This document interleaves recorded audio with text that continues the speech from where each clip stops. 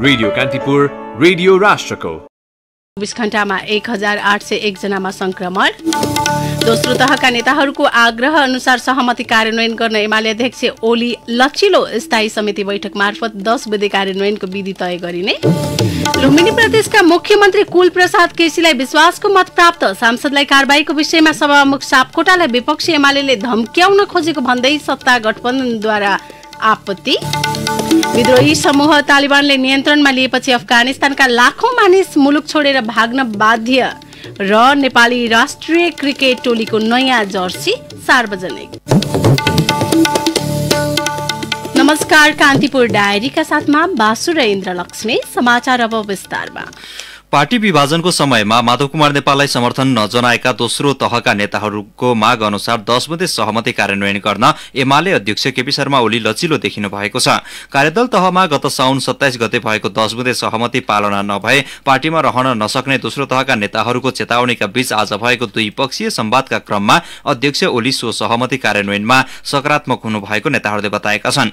बैठकमा सहभागी दोस्रो तहका एक नेताले रेडियो कान्तिपुरसँग भने अध्यक्ष ओली विगतको तुलनामा अहिले सहमति कार्यान्वयन गर्न सकारात्मक देखिनु भएको छ। त्यसपछि हामी पार्टीको स्थायी कमिटी बैठकमा जान तयार भएका छौं। आन्तरिक विवादको बेला नेता नेपाल पक्षमा उभिएका दोस्रो तहका नेताहरू लामो समयपछि स्थायी समिति बैठकमा जान राजी भएका हुन्। यसैबीच आजको बैठकको सहमति अनुसार एमालेले 10 बुँदे सहमति कार्यान्वयनको प्रक्रिया अगाडि बढाउने विषयमा छलफल गर्न भोलिका लागि स्थायी कमिटी बैठक बोलाएको छ। सहमतिबारे जानकारी दिँदै सचिव योगेश भट्टराई, हाम्रो बीचमा एउटा सहमति भएको छ कार्यान्वयनमा लैजाने, कार्यान्वयनको प्रक्रिया अगाडि बढाउने र कार्यान्वयनको ठोस मोडालिटीहरू बनाउनको लागि भोलि नै स्थायी कमिटीको बैठक आह्वान गर्ने र त्यो स्थायी कमिटीको बैठकले 10 बुँदेको कार्यान्वयनको लागि एउटा तिथिमिति सहितको कार्ययोजनाहरू स्थायी कमिटीले अगाडि सार्छ र लगत्तै हामी केन्द्रीय कमिटी पनि आह्वान गर्छौं। आजको बैठकमा अध्यक्ष ओलीले दिएको सुझाव अनुसार सहमति कार्यान्वयनको विधि र प्रक्रिया सहितको प्रस्ताव ल्याउन महासचिव ईश्वर पोखरेल, उपाध्यक्ष भीम रावल र उपमहासचिव विष्णु पौडेललाई जिम्मेवारी दिएको छ। 3 जना नेताले भोलिको स्थायी समितिमा प्रस्ताव पेश गर्नेछन्। भोलिको बैठकपछि अलगै पार्टीका दर्ताको प्रक्रियामा रहेका नेताहरूलाई पार्टी एकताका लागि आह्वान गर्ने तयारी भएको छ। सचिव भट्टराईले पार्टी विभाजनमा गएका नेताहरूलाई एकताका लागि अपील गर्ने बताउनुभयो। अलगै पार्टी दर्ताको प्रक्रियामा रहनुभएका नेताहरूलाई त्यो प्रक्रियाबाट फर्कन, त्यो प्रक्रियालाई त्यही स्थगित गर्न र पार्टी एकतामा फर्कन र पार्टी एकता मार्फत नेपालको कम्युनिस्ट आन्दोलनलाई एकताबद्ध गर्ने ऐतिहासिक अभियानमा सामूहिक ढंगले पहल कदमी लिन हामी स्थायी कमिटीको बैठक मार्फत सम्पूर्ण नेता कमरेडरलाई अपील गर्छौं। नेता नेपाल सहितले छुट्टै दल दर्ताका लागि निर्वाचन आयोगमा प्रक्रिया सुरु गरे पनि दोस्रो तहका नेताहरूले पार्टी एकताका लागि भन्दै पहल गरिरहेका हुन्। नेपाल पक्षले दल दर्ताका लागि निवेदन दिएपछि आयोगले पर्सि बुधबार शनाखतका लागि बोलाएको छ। अब कान्तिपुर सविस्तार। कान्तिपुर सविस्तार। कोभिड-19 को संक्रमण विगतको तुलनामा न्यून देखिए पनि चाडपर्वको मौसम शुरू भएसँगै कोरोना फैलिन सक्ने भन्दै चिन्ता व्यक्त भएका छन्। स्थानीय प्रशासनहरूले सुरक्षाको मापदण्ड अपनाएर मात्र पर्वहरू मनाउन आग्रह गरिरहे पनि पछिल्ला दिनमा मठ मन्दिर, बजार, पसल, व्यापारिक केन्द्र र सार्वजनिक स्थलमा भीडभाड बढेको छ भने कोरोनाबाट जोगिने उपाय पर्याप्त मात्रामा पालना गरिएको देखिएको छैन। स्वास्थ्य तथा जनसंख्या मन्त्रालयको पछिल्लो 3 महिनाको तथ्याङ्क हेर्दा कोरोना संक्रमितको संख्या केही घट्दो क्रममा रहेको देखिन्छ। जेठमा निकै नै बढेको कोरोना संक्रमण अहिले केही घटेको तथ्याङ्कले देखाएको छ। साउनको अन्त्यतिर कोभिड-19 संक्रमितको संख्या दैनिक 5000 हाराहारीमा पुगेको थियो, तर अहिले भदौ शुरू भएता संक्रमितको संख्या दैनिक 3500 को हाराहारीमा थपिएका छन्। संक्रमितको संख्या घटे पनि जोखिम भने कायमै रहेको विज्ञहरूको भनाइ छ। काठमाडौँको टेकवे स्थित शुक्रराज ट्रपिकल तथा सर्वरोग अस्पतालका निर्देशक डाक्टर अनुप वास्तोला भन्छन्, निषेधाज्ञापछि 20 देखि 30 को हाराहारीमा पुग्थ्यो, अहिले भनौं न त्यस्तै 10 देखि 20 को हाराहारीमा पुग्न थालेको छ। जुन हिसाबले कोरोना संक्रमण बढ्ला भन्ने हामीले अनुमान गरेका थियौं, निषेधाज्ञा खुकुलो भए पनि मानिसहरू जुन किसिमले निस्केका थिए त्यो हेर्दाखेरि हामी वैशाख जेठको हालतमा पुग्छौँ कि भन्ने त्यो अवस्था सिर्जना भएको छैन। तर समुदायमा संक्रमण फैलिरहेको र चिकित्सक हुने बिरामीहरूको संख्या पनि चाप जुन पहिला हुन्थ्यो त्यति नै रहिरहेको अवस्था छ। नेपालमा पहिलो लहरमा वृद्ध ज्येष्ठ नागरिक र दीर्घरोगीमा कोरोना संक्रमणको जोखिम बढ़ी देखिएको थियो। दोस्रो लहरमा भने सबै उमेर समूहका व्यक्तिमा यसको जोखिम देखियो। यसबीचमा मन्त्रालयले तेस्रो लहरमा बढ़ी जोखिम बालबालिकामा देखिने भन्दै सतर्कता अपनाउन आग्रह गर्दै आएको छ। पछिल्लो 3 महिनाको तथ्याङ्क अनुसार दैनिक 200 देखि 300 को हाराहारीमा बालबालिका संक्रमित भएको देखिन्छ। बालबालिका मात्रै नभएर सबै उमेर समूहका व्यक्ति अझै जोखिममा रहेको मन्त्रालयका सहप्रवक्ता डाक्टर समीर अधिकारी बताउँछन्। हिजो आजको तथ्याङ्क दोस्रो लहरको त्यो चुनौतीपूर्ण अवस्थाबाट क्रमशः कम हुँदै गइरहेको संक्रमणको बालबालिकाहरूमै भइरहेको संक्रमणहरूको तुलना गर्यौं भने जेठमा धेरै गाह्रो अवस्था, असारमा तुलनात्मकमा सुधार अवस्था, साउनमा फेरि अलिकति बढ्दै गरेको अवस्था देखिन्छ 3 महिनाको हिसाबले हेर्यौं भने। र अहिले भदौको पछिल्ला दिनहरूको हेर्दाखेरि पनि भदौ सुरुवात हुने क्रममा 200 को हाराहारी बालबालिकाहरू संक्रमण पुष्टि भइरहेको तथ्याङ्क 300 प्लससम्म भएको तथ्याङ्कहरू देखिन्छ। त्यसले गर्दा हामी संक्रमण बढ्दै जाँदा बालबालिकाहरूमा पनि बढी संक्रमण बढ्न सक्ने सम्भावनाहरू, त्यसले जोखिम पार्न सक्ने सम्भावनाहरू देख्छौं र त्यसका लागि हामीले तयारीहरू पनि गरेका छौं। तर संक्रमणले बालबालिका मात्रै प्रभावित हुने भन्ने होइन, सबै उमेर समूहहरू चाहिँ जोखिममा हुनुहुन्छ भन्ने कुराहरू अनुभवहरूले पनि देखाउँछन्। काठमाडौँको महाराजगंज स्थित कान्तिबाल अस्पतालमा अहिले 12 जना संक्रमित बालबालिकाको उपचार भइरहेको छ। अस्पतालका COVID focal person doctor Krishna Prasad Bista पछिल्ला दिनमा अस्पताल नै भर्ना हुने बालबालिकाको संख्या कम रहेको बताउँछन्। जनरली मात्र एउटा केस भर्ना भएपछि हामीले 10 दिनलाई चाहिँ अब्जर्भमा राख्छौं। अहिले 10-12 जना बच्चाहरू छ। ठिकहरू त्यति छैन है अहिले चाहिँ। खै अब फेरि यस्तो छ के अब कान्तिमा नआएका पनि हुन सक्छन्, किनभने अब अहिले बच्चाहरूको देशभरि प्रत्येक हस्पिटलमै उपचार हुन्छ नि त एकदम।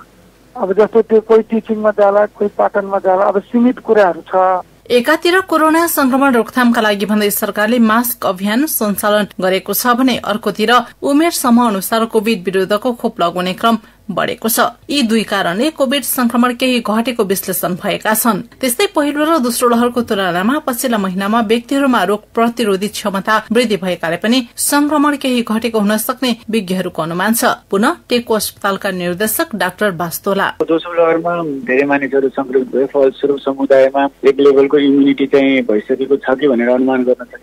नेपाल सरकार, स्वास्थ्य मन्त्रालय, एपिडेमियोलोजी तथा रोग नियन्त्रण महाशाखाले सेरो प्रिभ्यालेन्स सर्वेका कामहरू अगाडि बढाएर डेटा निकाल्ने काम गरिरहेको छ। त्यसले पनि हामीलाई हामी कुन अवस्थामा छौँ भन्ने पुष्टि गर्नलाई मद्दत गर्छ। र अर्को कुरा, खोप लगाउने व्यक्तिहरूको पनि शहरी क्षेत्रमा विशेष गरेर धेरै व्यक्तिहरूले खोप पाएको हुन् कि भन्ने कुरा पनि हामीले सोच्न सक्छौँ। अझै पनि राजधानीबाटै चिकित्सा संक्रमित भएर अथवा निमोनिया भइसकेपछि PCR एन्टिजेन टेस्ट गरेर नगरिकन आउनेहरूको संख्या पनि उति नै रहिरहेको अवस्था छ। आइसियूको चाहिँ अझै पनि भरिरहेको अवस्था हुनेको जोखिम उत्तिकै छ।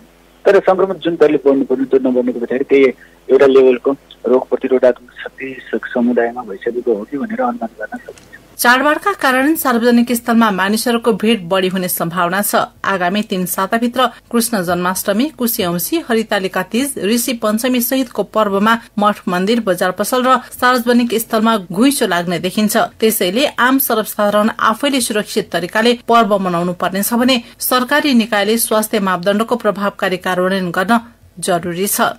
रेडियो कान्तिपुरका लागि पार्वता चौधरी। कान्तिपुर सविस्तार। पछिल्लो 24 घण्टामा 1801 जनामा कोरोना संक्रमण पुष्टि भएको छ। स्वास्थ्य तथा जनसंख्या मन्त्रालयका अनुसार 11326 जनाको परीक्षणबाट सो संख्यामा संक्रमित थपिएका हुन्। सोही अवधिमा 1924 जना संक्रमण मुक्त भएका छन्। हाल नेपालमा 38351 जना सक्रिय संक्रमित रहेका छन्। तीमध्ये 679 जना आइसियूमा र 176 जना भेन्टिलेटरमा उपचाररत रहेका छन्। नेपालमा दैनिक संक्रमण दर 19.5% रहेको छ। पछिल्लो 24 घण्टामा 24 जनाको मृत्यु भएको मन्त्रालयले जनाएको छ। हालसम्म नेपालमा 10,533 जनाको कोभिड-19 का कारण ज्यान गइसकेको छ। कान्तिपुर डायरीमा अब ब्रेकको पालो। ब्रेकपछि अब बाँकी प्रसंग। कोरोना भाइरस संक्रमणको जोखिमका बीच काठमाडौँ उपत्यका लगायत मुलुकका विभिन्न स्थानमा आज गाई जात्रा मनाइएको छ। ललितपुर महानगरपालिका, भक्तपुर नगरपालिकाले कोभिड-19 संक्रमणको जोखिमलाई ध्यानमा राख्दै गाई जात्रा औपचारिकतामा मात्रै सीमित गर्ने निर्णय गरेको थियो। यस्तै सांस्कृतिक रूपमा मनाइने पर्वलाई औपचारिकता मात्र दिन गृह मन्त्रालयले आग्रह गरेको थियो। तर काठमाडौँ, ललितपुर र भक्तपुर दरबार स्क्वायर क्षेत्रमा भने गाई जात्रा मनाउने र हेर्नेको भिड लागेको थियो। वर्षभरि दिवंगत भएका आफन्तको सम्झनामा गाईका रूपमा सिंगारी बजार परिक्रमा गराउने चलन रहेको छ। यसरी नगर परिक्रमा गर्नाले वर्षभरि मृत्यु भएका व्यक्ति गाईको पुच्छर समाती बैतरणी पार हुन्छन् भन्ने धार्मिक विश्वास छ। लुम्बिनी प्रदेशका मुख्यमन्त्री कुलप्रसाद केसीले विश्वासको मत पाउनु भएको छ। प्रदेशसभामा कायम 80 सदस्य मध्ये केसीलाई 42 जना सांसदले विश्वासको मत दिएका हुन्। केसीलाई नेपाली कांग्रेसका 19, नेकपा माओवादी केन्द्रका 17, जनता समाजवादी पार्टीका 3, राष्ट्रिय जनमोर्चाका 1 र सूर्य चिन्हबाट चुनाव लडेका अजय शाही र विमला कुमारी खत्रीले मत दिएका हुन्। मुख्यमन्त्री केसीले प्रतिपक्षी नेकपा एमालेको अनुपस्थितिमै विश्वासको मत लिनु भएको हो। प्रमुख प्रतिपक्षी एमालेले प्रदेशसभाको चौथो बैठक पनि बहिष्कार गरेको थियो। प्रमुख सचेतक भूमिश्वर ढकालले आफूहरूको माग सुनवाई नभएकाले बैठकमा सहभागी नभएको बताउनु भयो। नेकपा माओवादी केन्द्रका संसदीय दलका नेता केसी गत साउन 27 गते मुख्यमन्त्री नियुक्त हुनुभएको थियो। प्रमुख प्रतिपक्षी दल नेकपा एमालेले सभामुख अग्निप्रसाद सापकोटालाई धम्काएको भन्दै सत्ता गठबन्धन दलले आपत्ति जनाएका छन्। गठबन्धन आबद्ध कांग्रेसकी सचेतक पुष्पा भसाल, माओवादीका मुख्य सचेतक देव गुरुङ, जसपाका सांसद प्रदीप यादव, जनमोर्चाकी संसदीय दलकी नेता दुर्गा पौडेल र माधव कुमार नेपाल समूहका सांसद जीवनराम श्रेष्ठले आज संयुक्त विज्ञप्ति जारी गरी आपत्ति जनाएका हुन्। माओवादी केन्द्रका मुख्य सचेतक गुरुङले सभामुख विरुद्धको अभिव्यक्तिप्रति खेद प्रकट गर्दै संवैधानिक मर्यादा अवलम्बन गर्न माग समेत गर्नुभयो। यही 2078 भदौ 3 र 4 गते सिंहदरबार संघीय संसद सचिवालय सम्मानीय सभामुखको कार्यकक्षमा प्रमुख प्रतिपक्षी दल नेपाल कम्युनिस्ट पार्टी एमालेका माननीय सदस्यहरूले सम्मानीय सभामुखज्यूलाई लक्षित गरी दिनुभएको संसदीय मर्यादा विपरीत बल प्रयोग जस्ता धम्कीपूर्ण अभिव्यक्ति र सोही दिन प्रमुख विपक्षी दलका नेताले सार्वजनिक मिडियाहरूमा सम्मानीय सभामुखज्यू विरुद्ध दिनुभएको धम्कीपूर्ण अभिव्यक्तिको सम्बन्धमा हाम्रो गम्भीर ध्यानाकर्षण भएको छ। नेपालको संवैधानिक व्यवस्था अनुसार सभामुख पद व्यवस्थापिकाको प्रमुख हुनुका साथै संघीय संसदको संरक्षक पनि हो। सभामुख विरुद्धका धम्कीपूर्ण अभिव्यक्तिहरू वर्तमान संवैधानिक व्यवस्था र लोकतान्त्रिक प्रणाली विरुद्ध हुन्। संवैधानिक व्यवस्थाको रक्षा गर्नु सबै सांसदहरूको दायित्व हो। अतः सम्मानीय सभामुखज्यू विरुद्ध दिइएका धम्कीपूर्ण अभिव्यक्ति प्रति घोर आपत्ति प्रकट गर्दै संवैधानिक मर्यादाको अवलम्बन गर्न हार्दिक आग्रह गर्दछौं।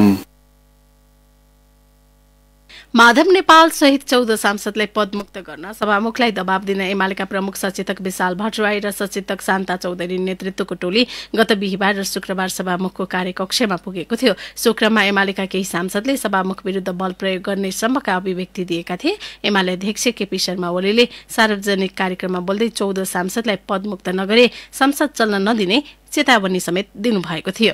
नेपाल समूहले गत बुधबार दल दर्ताका लागि निर्वाचन आयोगमा निवेदन दिएपछि एमालेले 14 सांसदलाई कारबाही गर्न संसद सचिवालयमा पत्राचार गरेको थियो। यद्यपि सभामुख सापकोटाले अहिलेसम्म कारबाही भएको जानकारी भने गराउनु भएको छैन। राजनीतिक दल सम्बन्धी ऐनमा संसद बैठक सञ्चालन रहेको अवस्थामा निवेदन दर्ता भएको 15 दिनभित्र संसदलाई जानकारी गराउनुपर्ने व्यवस्था छ। सदन बन्द रहेको अवस्थामा सूचना टाँसेर जानकारी गराउनुपर्ने व्यवस्था भए पनि समयावधि तोकिएको छैन। भारतीय जनता पार्टी भाजपाका विदेश विभाग प्रमुख विजय चोथाईवालेले एमाले र माओवादी केन्द्रका अध्यक्षसँग छुट्टा छुट्टै भेटवार्ता गर्नु भएको छ। एमाले अध्यक्ष केपी शर्मा ओली र माओवादी केन्द्रका अध्यक्ष पुष्पकमल दाहालसँग भेटवार्ता गर्नु भएको हो। 8 महिनापछि हिजो काठमाडौँ उत्रिएका चोथाईवालेले आज बालुकोटमा पुगेर ओलीसँग भेटवार्ता गर्नु भएको हो। यस्तै ललितपुरको खुमलटार स्थित माओवादी अध्यक्ष दाहाललाई भेट्न पुगेका चोथाईवालेसँग नेपाल भारत सम्बन्ध र दुई पार्टी बीचको सम्बन्धका बारेमा छलफल भएको दाहालको सचिवालयले जनाएको छ। नेपालका राजनीतिक दलका शीर्ष नेताहरूलाई भेट्ने क्रममा चोथाईवालेले आज दुई पार्टीका अध्यक्षसँग भेटवार्ता गर्नु भएको हो। प्रधानमन्त्री नरेन्द्र मोदी र गृहमन्त्री अमित शाहका निकट मानिएका चोथाईवाले हिजो बालुवाटार पुगेर नेपाली कांग्रेसका सभापति तथा प्रधानमन्त्री शेरबहादुर देउवासँग शिष्टाचार भेटवार्ता गर्नु भएको थियो। जापान सरकारले अनुदानमा उपलब्ध गराएको कोभिड-19 विरुद्धको थप 5.5 लाख डोज खोप नेपाल भित्रिएको छ। कतार एयरलाइन्सको विमानबाट सोमबार बिहान 9:30 बजे करिब 5 लाख डोज एस्ट्राजेनेका खोप काठमाडौँ आइपुगेको हो। गत शनिबार जापान सरकारले 2,08,700 डोज पठाएको थियो। जापानले नेपाललाई 16,14,740 डोज उपलब्ध गराउने घोषणा गरेको थियो। घोषणा गरेको मध्ये 11 लाख डोज यसअघि नै उपलब्ध गराएकोमा बाँकी रहेको खोप आज पठाइएको हो। यसैबीच जापानबाट आज ल्याइएको खोप प्रदेश 1 र 2 मा 65 वर्ष उमेर समूहका ज्येष्ठ नागरिकलाई दोस्रो मात्राको रूपमा लगाउने सरकारले तयारी गरेको छ। यसअघि जापानबाट भित्राइएको खोप अन्य प्रदेशका ज्येष्ठ नागरिकलाई दोस्रो मात्राको रूपमा लगाइएको राष्ट्रिय खोप अभियानका संयोजक डाक्टर झलक गौतमले बताउनुभयो। अफगानिस्तानबाट उद्धार भई आएका 108 जना नेपालीलाई सरकारले आज पोलियो थोपा खुवाएको छ। स्वास्थ्य सेवा विभाग अन्तर्गतको बाल स्वास्थ्य तथा खोप महाशाखा प्रमुख डाक्टर झलक गौतमका अनुसार अफगानिस्तानबाट फर्किएका नेपालीलाई आजबाट पोलियो थोपा खुवाउन सुरु गरिएको हो। यसअघि नेपाल भित्रिएका सबैलाई पोलियो थोपा खुवाउनु पर्ने उहाँले उल्लेख गर्नु भएको छ। यसअघि नै नेपाल फर्किएर होल्डिङ सेन्टरमा रहेकाहरूलाई पनि त्यहाँको निर्धारित समय सकिएपछि नजिकको खोप स्वास्थ्य केन्द्रमा गई पोलियो थोपा लिन आग्रह गरिएको छ। विश्व स्वास्थ्य संगठनको सिफारिस आएपछि अफगानिस्तानबाट फर्किएका नेपालीहरूलाई पोलियो थोपा दिन सुरु गरिएको गौतमले बताउनुभयो। अफगानिस्तानमा विद्यमान पोलियोको संक्रमणलाई ध्यानमा राखेर त्यहाँबाट फर्किएकालाई पोलियो थोपा दिन सुरु गरिएको हो। यसैबीच अफगानिस्तानबाट उद्धार भएका थप नेपाली नागरिकहरू नेपाल फर्कने प्रक्रिया जारी रहेको परराष्ट्र मन्त्रालयले जनाएको छ। गए राति दुबईको उडानबाट 39 जना, आज टर्किश एयरबाट 7 जना र कतार एयरको उडानबाट 104 जना गरी 149 जना काठमाडौँ फर्किएको मन्त्रालयले जनाएको छ। हालसम्म कुल 654 जना नेपाली नागरिक अफगानिस्तानबाट उद्धार भई काठमाडौँ आइपुगिसकेका छन्। आगमन पश्चात अध्यागमन लगायतका आवश्यक प्रक्रिया पूरा गरी सीसीएमसीको समन्वयमा सामाखोसी स्थित नेपाल सरकारले व्यवस्थापन गरेको होल्डिङ सेन्टरमा स्वास्थ्य मापदण्ड अनुसार कोभिड-19 को परीक्षण लगायतका प्रक्रिया पूरा गरी आवश्यक व्यवस्थापन भइरहेको छ। अफगानिस्तानबाट उद्धार भई दोहा, दुबई, लन्डन र नयाँ दिल्लीमा रहेका नेपालीहरूलाई काठमाडौँसम्म ल्याउनका लागि निरन्तर समन्वय र सहजीकरण भइरहेको मन्त्रालयले जनाएको छ। कन्सुलर सेवा विभागको वेब पोर्टलमा आज साँझ 5 बजेसम्म 361 जना नेपालीहरूले आफ्नो विवरण दर्ता गराएका छन्। निर्दोष व्यक्तिलाई पक्राउ गरी गैर व्यावसायिक काम गरेको भन्दै रौतहटमा कार्यरत 2 जना प्रहरीलाई निलम्बन गरिएको छ। पत्रकारको मोटरसाइकलमा लागु औषध राखेर फसाउन खोजेको आरोपमा प्रहरी सहायक निरीक्षक असै उदय प्रसाद यादव र प्रहरी जवान मनोज शाहलाई निलम्बन गरी थप अनुसन्धान भइरहेको रौतहट प्रहरीले जनाएको छ। यसैबीच सोही घटनामा जोडिएका धीरज यादव र जितेश कुमार यादवलाई आपराधिक षड्यन्त्र कसुरमा संलग्न रहेको आरोपमा प्रहरीले पक्राउ गरेको छ। एसपी सिद्धिविक्रम शाहका अनुसार घटनाका मुख्य योजनाकार स्थानीय पत्रकार सञ्जय सहनीले यादव द्वयलाई प्रयोग गरेर अर्का स्थानीय पत्रकार मोहम्मद मुजिबुल्लाह चढ्ने मोटरसाइकलमा लागु औषध नाइट्रापेट राख्न लगाएको खुलेको छ। त्यसपछि सहनीले नै असै यादव र जवान शाहलाई बोलाएर मुजिबुल्लाह पक्राउ गर्न लगाएका थिए। मुजिबुल्लाह र अर्का एकजना शेख अतिउल्लाह गत साउन 32 गते नाइट्रापेट ट्याब्लेट सहित पक्राउ परेका थिए। घटनापछि मुख्य आरोपित सहनी फरार छन्। पत्रकारलाई झुटा मुद्दामा फसाउन खोजिएको भन्दै रौतहटका सञ्चारकर्मी लगायतले विरोध जनाएका छन्। कान्तिपुर डायरीमा अब पर्वत डायरीको पालो। पर्वत डायरीबाट रामकृष्ण लामिछानेको नमस्कार। पर्वतका स्थानीय तहमा लामो समयदेखि पशु प्राविधिकको दरबन्दी रिक्त छ। जिल्लाका 61 वडामा 22 जना मात्रै पशु प्राविधिक छन्। भेटनरी तथा पशु ज्ञान केन्द्र पर्वतका निमित्त प्रमुख रामजी प्रसाद पौडेलका अनुसार बियादी, महाशिला र पयुँ गाउँपालिकाका शाखाहरूमा दरबन्दी खाली छ। पशु प्राविधिक नहुँदा जिल्लाका कृषकहरू पशु सेवा पाउनबाट वञ्चित भएका छन्। बाँदर आतंकले खेतीपाती सखा पारेको भन्दै यसको समाधानका लागि स्थानीय तह जुट्न थालेका छन्। पर्वतको कुस्मा नगरपालिकाले बाँदर धपाउन किसानलाई 25 थान बारुद यन्त्र प्रदान गरेको छ। पोखरा समाज पर्वत स्थानीय तह र राष्ट्रिय आविष्कार केन्द्रका वैज्ञानिक महावीर पुनसँगको सहकार्यमा कृषकलाई यन्त्र दिएको पोखरा समाज पर्वतका अध्यक्ष झलक रिमालले बताउनुभयो। बाँदरको हुल हुने ठाउँमा यन्त्रको चर्को आवाज प्रवाह गरेपछि बाँदर तर्सिएर भाग्ने उहाँको भनाइ छ। कालीगण्डकी करिडोर पर्वतको मालडुङ्गादेखि म्याग्दी बेनीसम्म स्तरोन्नतिको काम अझै सुरु भएको छैन। कुस्मा र म्याग्दी खण्डको खनियाघाट क्षेत्रको सडक जीर्ण हुँदा दुर्घटना हुने गरेको छ। वैशाखेता मात्रै यो खण्डमा दुर्घटनामा परि 2 जनाको ज्यान गएको छ भने 4 वटा गाडी कालीगण्डकी नदीमा खसेका थिए। करिडोरमा पर्ने यो सडक खण्डको स्तरोन्नतिको काम नहुँदा समस्या भोग्नु परेको यात्रुको गुनासो छ।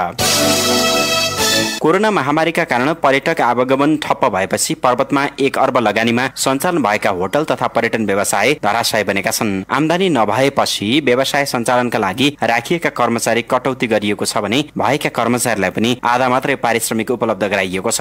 ठूला होटलमा अहिले ग्राहक र आन्तरिक पर्यटक गरी दैनिक 10 देखि 15 जनासम्म मात्रै आउने गरेका छन्। आमदानी कम हुँदा व्यवसायलाई आर्थिक भार व्यवस्थापन गर्न समस्या भएको होटल सञ्चालक कृष्ण प्रसाद श्रेष्ठले बताउनुभयो।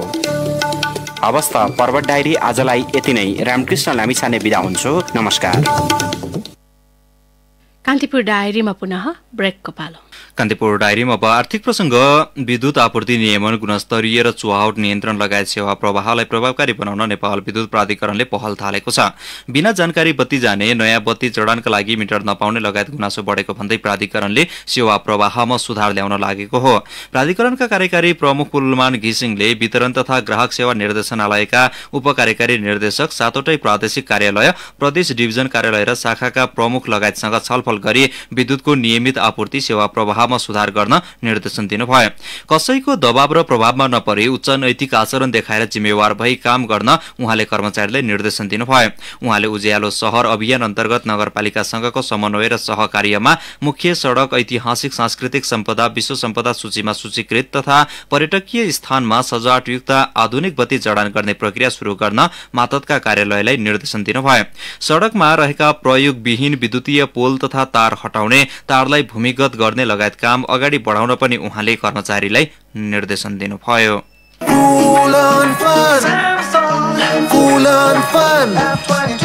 हातमा जब हुन्छ Samsung S22 लाग्दैन डर मलाई लाग्छ यसकै भर better specs more fun better पैसामा full on fun छ reasonable पैसामा full on fun Super AMOLED 90Hz display, 6000 mAh battery, true 48 megapixel quad camera, Samsung Galaxy F22 full on fun. अब अन्तर्राष्ट्रिय प्रसंग, विद्रोही समूह तालिबानले नियन्त्रणमा लिएपछि अफगानिस्तानका लाखौं मानिस मुलुक छोडेर भाग्न बाध्य भएको राष्ट्रसंघीय एक प्रतिवेदनले देखाएको छ। पछिल्लो असहज परिस्थिति, जारी संघर्ष र राजनीतिक अस्थिरताका बीच 35 लाख सर्वसाधारण विस्थापित भएको सो प्रतिवेदनमा उल्लेख छ। यसअघि नै अफगानिस्तानसँग सीमा जोडिएका विभिन्न मुलुकमा 22 लाख अफगानी शरणार्थीको रूपमा रहेको जनाइएको थियो। यसैबीच अफगानिस्तानको धेरैजसो भागमा यो वर्ष गम्भीर खडेरी र खाद्यान्न अभाव देखिएको विश्व खाद्य कार्यक्रम WFP को एक अध्ययनले देखाएको छ। कुल जनसंख्याको 1/3 भन्दा बढी सर्वसाधारणले भोकमरीको सामना गरिरहेको WFP ले उल्लेख गरेको हो। पछिल्लो समय विकसित अवस्थाले उनीहरू थप समस्यामा परेको WFP को निष्कर्ष छ। इन्डोनेसियाका पूर्व सामाजिक मामिला मन्त्री जुली आरी बटुबाराले भ्रष्टाचार मुद्दामा 12 वर्ष जेल सजायको फैसला सुनाए। बटुबारालाई भ्रष्टाचार मुद्दामा 12 वर्ष जेल सजायको फैसला सुनाइएको छ। कोरोना भाइरसको महामारीका समय आवश्यक स्वास्थ्य सामग्री खरिदका क्रममा चरम अनियमितता गरेको ठहर गर्दै जकार्ता अदालतले उनलाई करिब 35,000 अमेरिकी डलर जरिवाना सहित 12 वर्ष जेल सजाय सुनाएको रोइटर्सले जनाएको छ। सामान खरिद लगायत पोषण कार्यक्रम सञ्चालनका क्रममा 22,50,000 डलर बराबरको हिनामिना गरेको आरोपमा छानबिन गर्न उनलाई गत डिसेम्बरमा पक्राउ गरिएको थियो। अब खेल प्रसंग, नेपाल क्रिकेट संघ क्यानले नेपाली राष्ट्रिय क्रिकेट टोलीको नयाँ जर्सी सार्वजनिक गरेको छ। जर्सी डिजाइनका लागि परेका 500 आवेदन मध्ये आदर्श पोखरेलले डिजाइन गरेको जर्सी छनौट गरिएको क्यानले जनाएको छ। क्यानले आज आयोजना गरेको एक कार्यक्रम बीच माई सेकेन्ड टिचर्सका सहप्रमुख सुलभ बुढाथोकी र नेपाल क्रिकेट संघ क्यानका कोषाध्यक्ष रोशन कुमार सिंहले सो जर्सी सार्वजनिक गरेका हुन्। नेपाली टोलीले ओमानमा हुने त्रिकोणात्मक सिरिजमा लगाउने जर्सी डिजाइनर पोखरेलले पुरस्कार स्वरूप 1 लाख रुपैयाँ प्राप्त गरेका छन्। यसअघि काठमाडौँमा भएको सिरिज अघि क्यानले सार्वजनिक गरेको नयाँ प्रायोजक सहितको जर्सीमा विभिन्न टिप्पणी भएका थिए। नेपाली टोली अहिले आईसीसी विश्वकप लीग 2 अन्तर्गत ओमानमा हुने त्रिकोणात्मक सिरिजका लागि प्रशिक्षणमा व्यस्त छ। क्यानले शनिबार 17 सदस्यीय नेपाली टोली समेत छनौट गरिसकेको छ। नेपाली राष्ट्रिय क्रिकेट टोलीले विश्वकप लीग 2 खेल्नु अघि ओमानमा पपुवा न्यू गिनीसँग 2 खेलको 1 दिवसीय अन्तर्राष्ट्रिय क्रिकेट सिरिज खेल्नेछ। टोली भोलि बिहान ओमान प्रस्थान गर्ने कार्यतालिका छ। नेपालले पीएनजीसँग पहिलो खेल सेप्टेम्बर 5 र दोस्रो खेल सेप्टेम्बर 8 मा खेल्ने क्यानले जनाएको छ। ओमान, नेपाल र अमेरिका सम्मिलित त्रिकोणात्मक सिरिज भने सेप्टेम्बर 13 देखि 20 सम्म हुने कार्यतालिका रहेको छ। हवस् त यिनै प्रसंगसँगै कान्तिपुर डायरीका आजका हाम्रा सम्पूर्ण बुलेटिन यही सकिन्छन्। भोलि बिहान नियमित बुलेटिनका साथमा उपस्थित हुनेछौं। तबसम्मलाई बासु र इन्द्रलक्ष्मी बिदा हुन्छौं। नमस्कार, शुभरात्रि।